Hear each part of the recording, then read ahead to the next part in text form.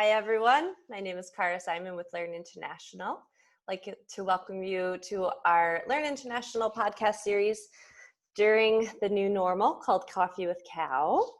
A lot of people are wondering who Cow is. It is not the lovely person next to me in this podcast, Bill, who I'll introduce in a minute. It's this little lady right here. This is our mascot, and she flies all over the world with us. So that's Cow. That's how we came up with the name, just to be silly. Anyway, so today we have a really exciting guest, Bill Frederick. He is the director and founder of Lodestone Safety International, which provides, you name it, health and safety risk assessment, consultancy for higher ed institutions, for secondary institutions, research entities who do programming abroad, basically. So Bill and I met, I was looking, and I think our first email exchange was 2016. And I sat in at a workshop of yours in Forum. And then ever since then, we always have some good chats. So welcome to the show, Bill. Thanks very much. So Bill is joining us from Massachusetts. And I always like to start off the podcast just getting to share with the audience who you are and how you came about to start Lodestone. We always call it Lodestone for short, if that's okay, Bill. Instead of I'll trip over my words. We started Lodestone about 2010. I spent probably half of my adult life career in adventure education, working for Outward Bound and National Outdoor Leadership School, a lot of Outward Bound, and as a program director, instructor, technical specialist, etc. I'm also been teaching for Wilderness Medical Associates International since about 1990. And right about, I guess it would have been 2001 or so, my wife informed me that she was pregnant and that we needed to relook at our professional lives. At that point, I was on the road about 10 months a year. So we moved from Maine down to Massachusetts, and I took a job with the School for Field Studies as their Director of Health, Safety, Security. And it was interesting. I expected to walk into some very sophisticated risk management modalities, and I was unclear as to why they had hired somebody from an adventure education background. But about a month into it, I realized it was because risk management was very underdeveloped in study abroad. I asked my new colleagues, one of whom is my business partner now, I said, who are the other safety directors I should be interfacing with? And in 2001, 2002, she said, we're pretty sure you're the only one. And I sort of started to get an idea of what I was in for. Mm-hmm. But anyway, I worked there for about 8 years. And then in 2010, we had started doing consulting out of the School for Field Studies. I went to my boss at one point and said, I want to start my own business. And he said, well, why don't we shift the numbers around and do this or that? And so we started doing consulting out of there to mostly local universities. We did a bunch of work for Dartmouth and Harvard and MIT and smaller universities. We were part of a small group of other risk managers that included CIEE and Kathy Winnie at Harvard and John Tansey at Dartmouth. And there were about 8 of us. And it's called the Drama Group, a discussion of risk assessment and management abroad. And Adam Rubin, who used to be at CIEE and is now at Arcadia, if you like the term, he's responsible for it. If you don't like the term, he's responsible for it. So we've been in business for about 10 years, and everything is changing right now. It is. So that was going to be my next question. So from 10 years ago until now, what has changed the most outside of even COVID that you see within the field? Yeah, so, I mean, the last 30 years has seen just enormous changes, mostly having to do with the advent of information technology and communication technology. And when we started, I think the expectations were still pretty low in terms of programs didn't feel like they really needed to have expertise. They didn't feel like they needed to understand the hazard landscape. I mean, in the 90s, programs would bring students abroad, and as long as everybody came home with all their fingers and toes, people were, pretty happy about it. But with the advent of the internet and communication technology, all of a sudden the expectations went up. Programs were expected to understand the readily knowable hazards and the hazard landscape.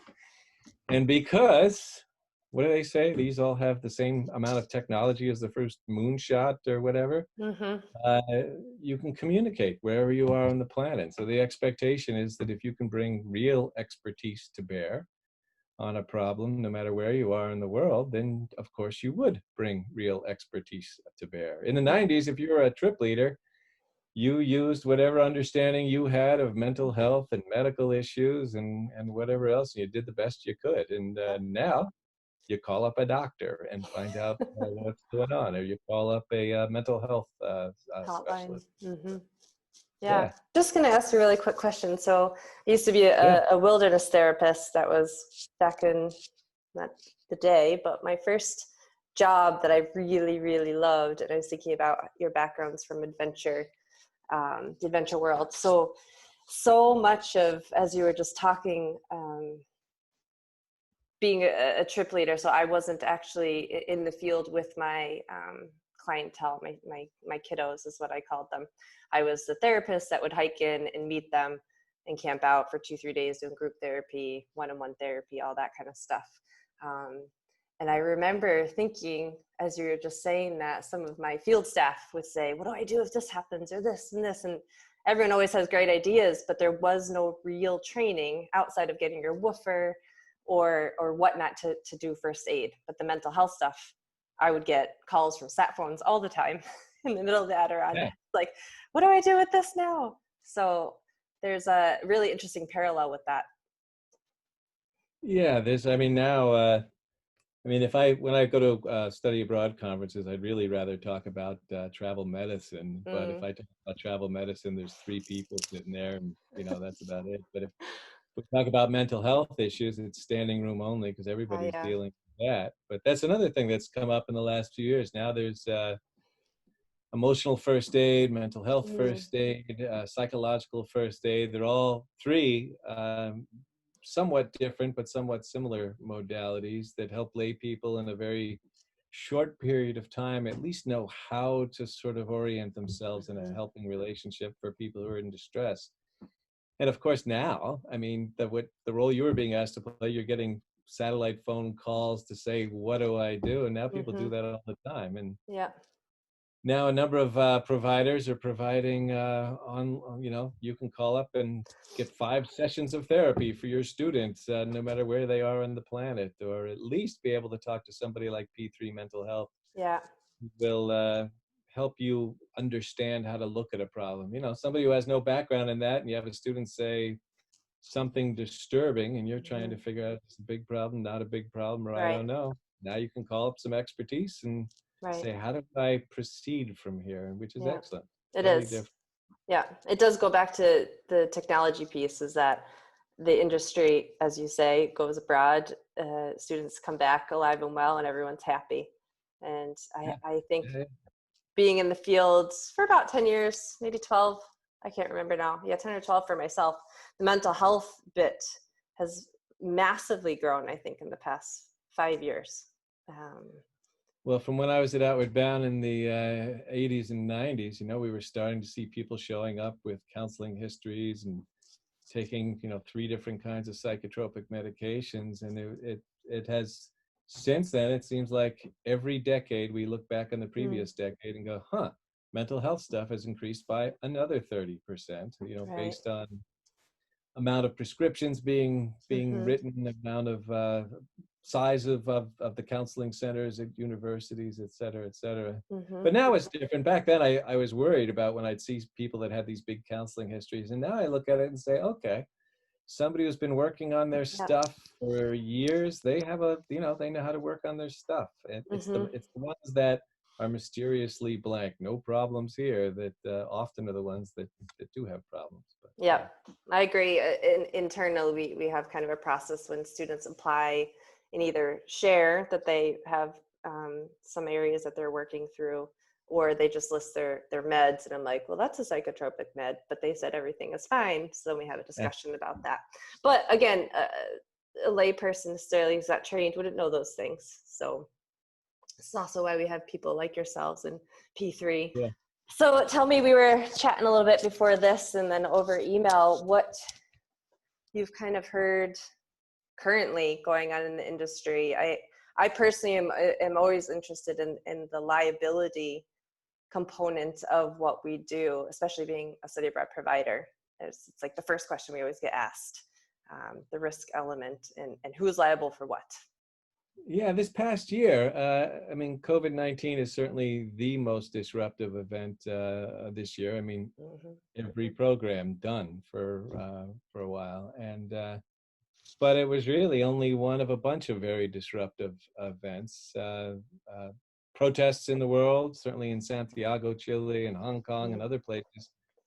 I mean, programs canceled and suspended and sent everybody home. And Hurricane Dorian in the Caribbean last year was uh, like all of these things, the wildfires in southeastern Australia, et cetera. They're all problems we've had before: wildfires, new diseases, protests, et cetera. But the magnitude of the events in the past 12 months has been much greater than anything we've ever seen before. And it's changing the hazard landscape. Programs are going to need to be more innovative.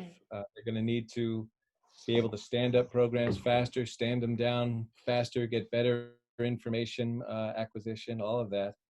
And the liability questions are interesting. I've particularly with COVID-19, because unlike almost any of the other things that we deal with in study abroad, you can't protect your students from COVID-19.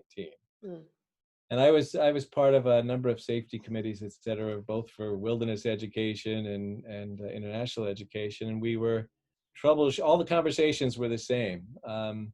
We'd get to a certain point and we'd say, okay, we can, use the CDC kind of social distancing, obsessive hand washing, all these things that kind of sound nice, but, those interventions have failed and continue to fail multiply.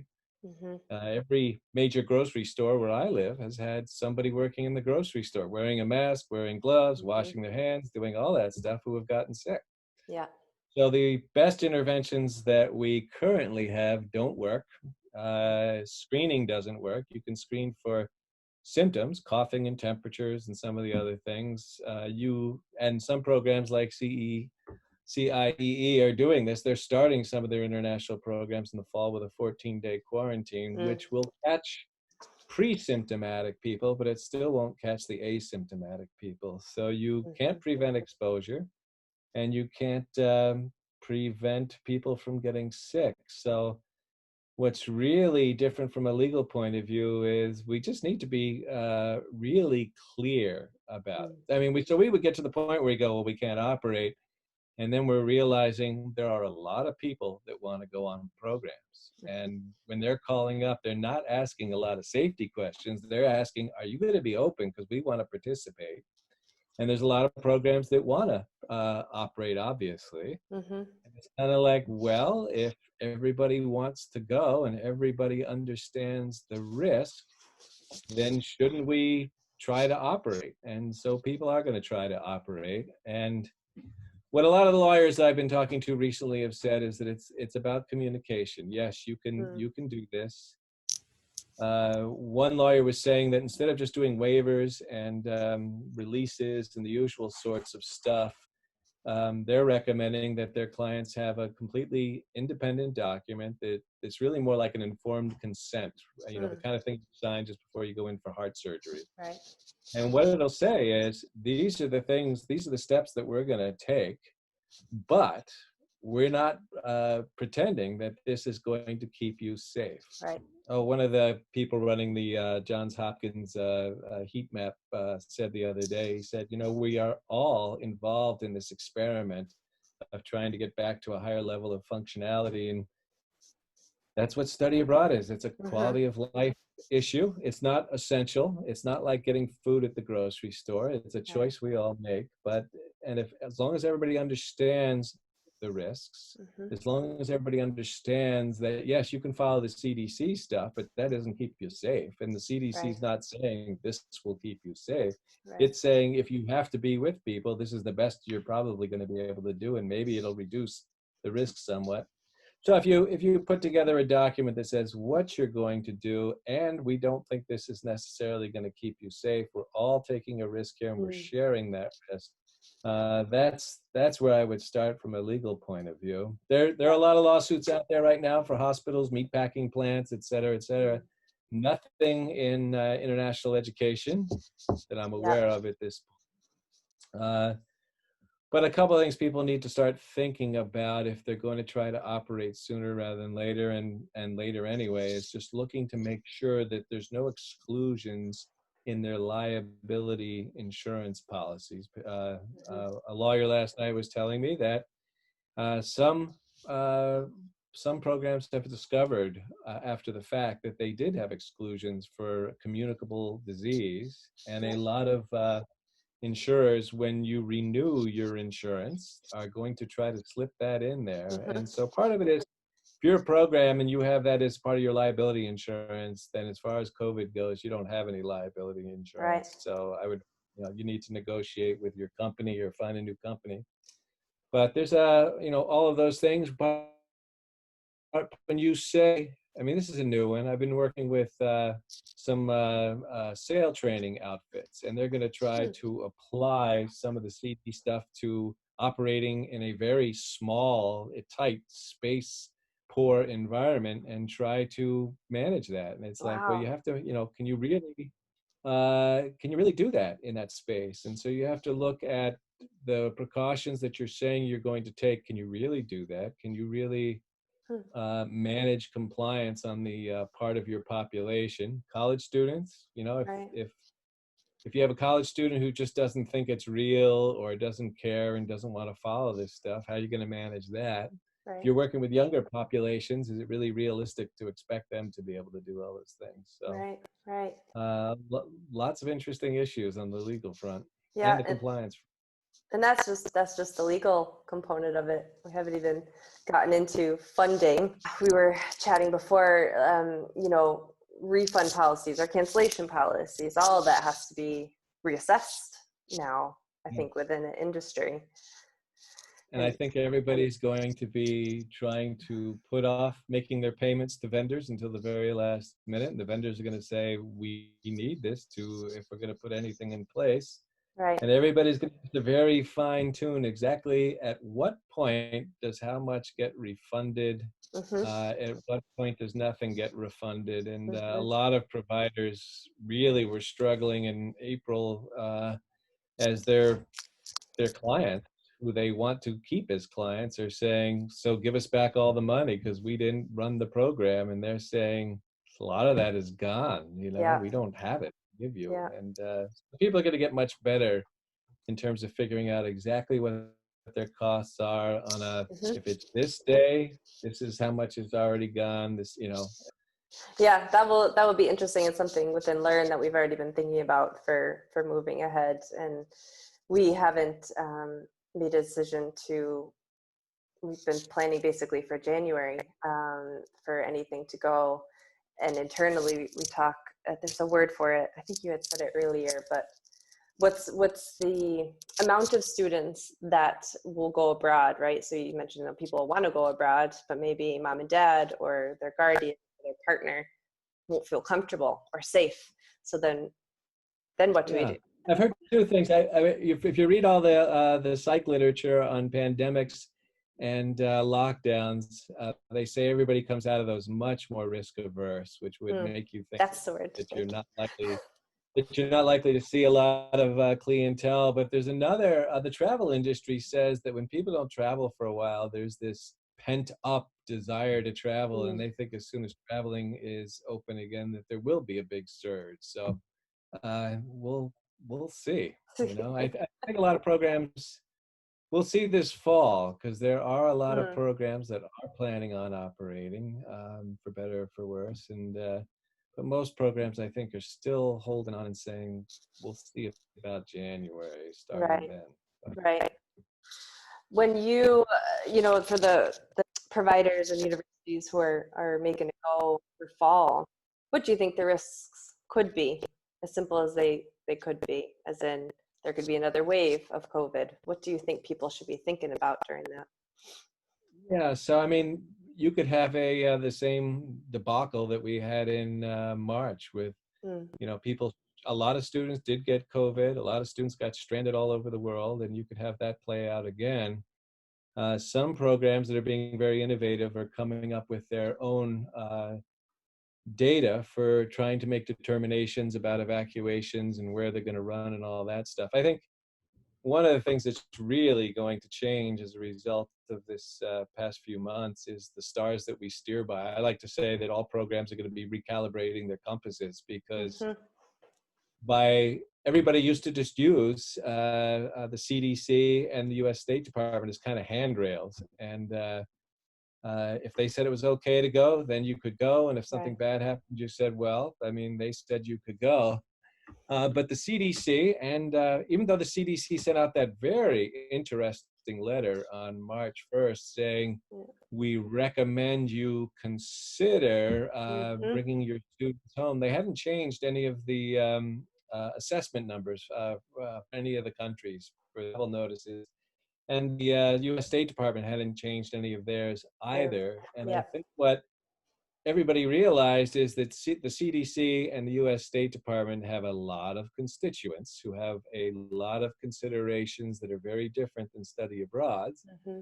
For a lot of those constituents, when they change the risk rating number for a destination, a gazillion dollars either doesn't go where somebody wants it to go and vice versa. And so I think that we'll still be using the CDC and the State Department as important data points. I mean, if you're going to exceed what they set as limitations, then you better have a very good justification for that. But I think within those justifications, we may want to have a more conservative data gathering, analysis, and decision making. And some people are starting to do that. As I was telling you earlier, CIEE is creating its own matrix for making decisions around COVID-19. And I think even though a lot of programs say, hey, we don't have that kind of expertise, I think people are going to come up with mechanisms that will allow them to make decisions, better decisions, and make them earlier than the mess we had in March. Yeah. So, and then of course, as I said, there are all the other things that were disruptive too: fires, protests, all that stuff. I think we need to come up with better information acquisition, analysis, and decision making. And the travel assistance providers, some of the programs that have the very high-end travel assistance providers, I queried a lot of them to say, did they give you better information than the CDC or the State Department? They said, no, we did. They did not tell us to evacuate before those numbers changed, before the worldwide non-essential travel announcement came out. Yeah. And I realized also that for those that are providing your evacuation insurance, if they had said you need to evacuate everybody, then they would have had to evacuate everybody. It would have cost them gazillions of dollars. So there's a little bit of conflict of interest for some of those. So Yeah. I think we're going to be recalibrating our compasses. I think so. And I going back to the insurance bit, I think that was one of the first calls that I made. Like, will this be covered if students decide to go or get sick or whatever? And, we have, as a business, multiple types of insurance. So our business insurance, but then our student insurance. And one side said they can go home if they're sick. That'll be covered. But it can't be COVID, can't be called COVID because that's a pandemic now. And the other one waited a few days to get back to me. Now I could just be paranoid, but it became an act of God. So then they were able to say, oh no, that's not covered in our policy. So it's really force majeure, act of God, all that stuff. A lot of people were saying, okay, we're in Italy, we need to get everybody out. And when their evacuation providers said, well, we can help you with that, but we're going to charge you for it because it's not covered. That was pretty upsetting for a lot of people. I was checking in with the insurer we work with a lot, Fred C. Church, the other day, and I was asking, what about medical evacuation? And they said, well, if you have a student who's, got kind of flu symptoms and they're diagnosed with COVID-19, the medical advice is not evacuate them back to the United States, it's to isolate. Isolate So them. programs are going to need to create a capability of isolating their students where they are. If somebody is really sick and fixing to die, then yeah, then the evacuation insurance would kick in, but not Right. just for being sick. A lot of people have been thinking somebody has COVID-19, we evacuate them out of here, and it's like your provider's not going to do that. Nope. Especially if then they could trace that person on the plane who had COVID, who infected everybody else on the plane, who then landed, and it goes Yeah. on and on. Yeah. You've done a lot of work with countries that are higher risk than where Learn goes.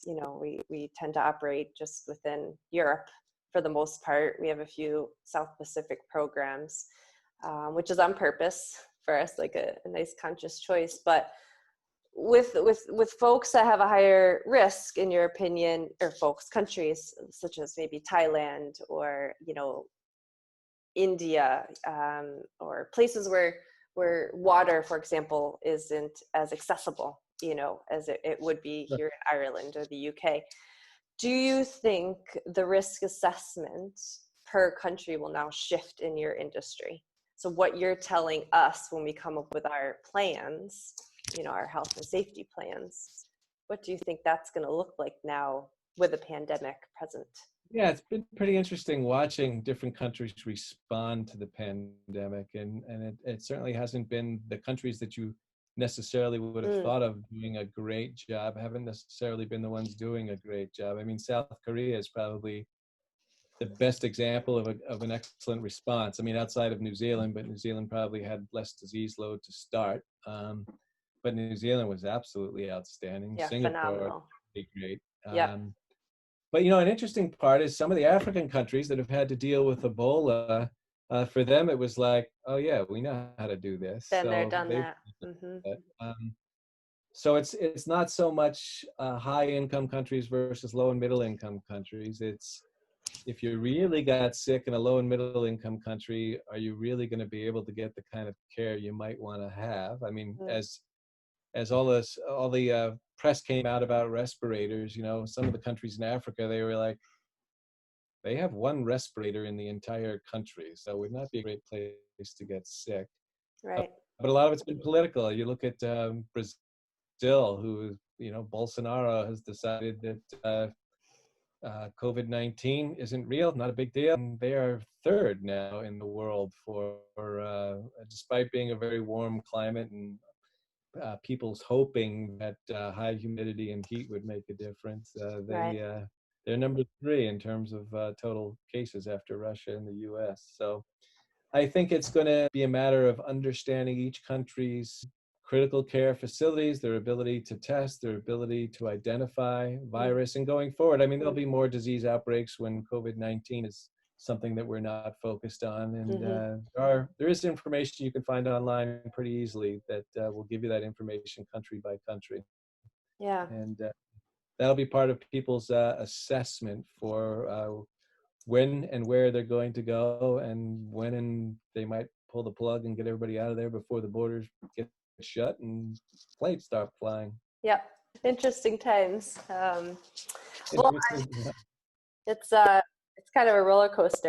Every day is a little bit different. Like I signed when we were talking before, you said, how are you doing? And I'm like, it's been a weird couple of days, kind of lost my mojo, and now I'm picking it back up. And it's kind of this ebb and flow of uncertainty, but then, we can do this and this and this, excitement. And then you think about, but then there's this and this and this, and no one really knows the answer to anything yet. So I was talking to a lawyer last night who said, she's been writing new documentation for domestic programs and international programs for the last month. And she says, she'll finish up doing what she thinks makes sense. And then 2 weeks later, she's like, everything's changed. Everything's changed. I mean, it seems like we get a little bit more information, understanding the virus, a little bit more understanding of the legal landscape, and one piece affects all the other pieces. So it's a very, very dynamic environment for this. Yeah, absolutely. So with, this dynamic environment, what have you been doing to keep yourself sane there in Massachusetts? Yeah, for a while there. I mean, I went through this cycle. I think that a lot of people have gone through. Of March was very disorienting. It was Mm, kind of like, what just happened? I washed up on my front porch on about March 20th. I was teaching a travel med first responder an 8-day mm, course to a group of guys just outside of Dulles Airport in DC who said they were an international communications outfit, but they had a lot of military tattoos. And they were by far the best performers I've ever had in a medical course. And I kept saying, I don't think you guys are who you say you are. But anyway, driving back up from there, driving down, everything was normal. Driving back up, there's no restaurants open. There's mm. nobody taking money at the toll booths. If you Yeah, it's wanted weird. food, you kind of had to knock on the door and, get a little takeout or something, it was Yeah, like, it was spooky coming I back know. up. But Can't even get a Twinkie from a machine anymore. Just kidding.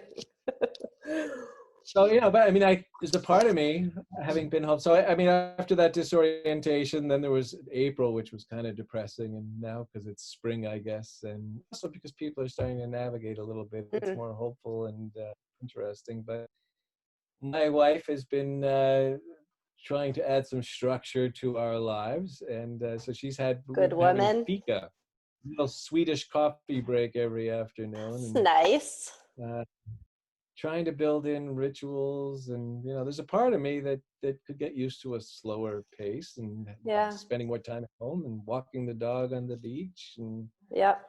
reading a lot and watching lots of Amazon movies Netflix, and whatever. Netflix Yeah. and reading a lot. Yeah. Trying not to read too much about COVID-19, but it's hard not to spend at least a couple hours a day on It that. is. And there's a plethora of information, but I do balance that with my Nicholas Spark books or something mindless like that. So I just had one last question because I was curious.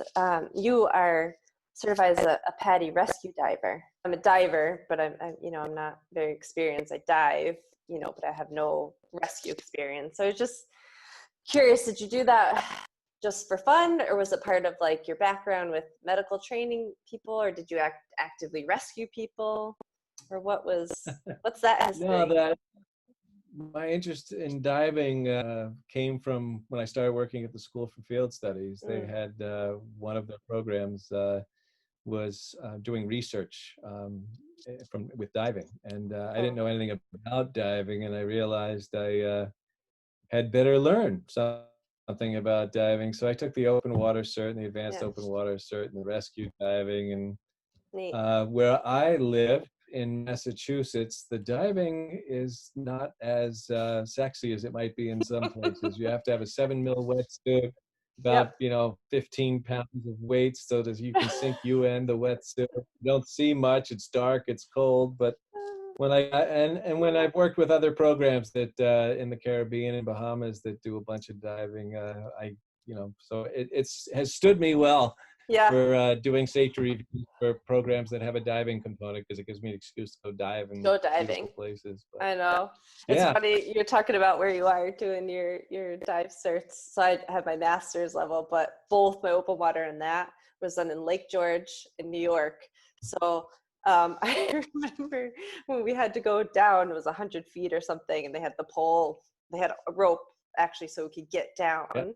And I saw a catfish about this big, and I was like, ooh, there is life in Lake George. Anyway, well, we're gonna wrap this up. That was really, really great chatting with you. Is there anything else that you'd like to share with the audience? Well, just that, I mean, study abroad has been escalating its risk management for 30 years in Mm, a very significant way, and this is all of a sudden the bar is raised again, and we just have to do another level of problem solving. And after that original disorientation, I think people are really starting to figure out, mm-hmm. okay, what does this mean? It means operating differently, and we're not Yeah. sure what differently totally looks like, but there are a lot of programs doing very interesting things to start that process. So Yeah. Yeah. Yeah. I am That's once again very optimistic about the future of international ed. yes. I think those of us who are diehards in it are optimistic, and it'll come. And we all work together, I think, really well as a community. So looking forward to hearing all the sharing of things like this. This is a great chat. So thank you very much for joining us today. Coffee with Cow. Thank you very much for the conversation. Signing off. Thanks, everyone. Bye-bye. Bye-bye.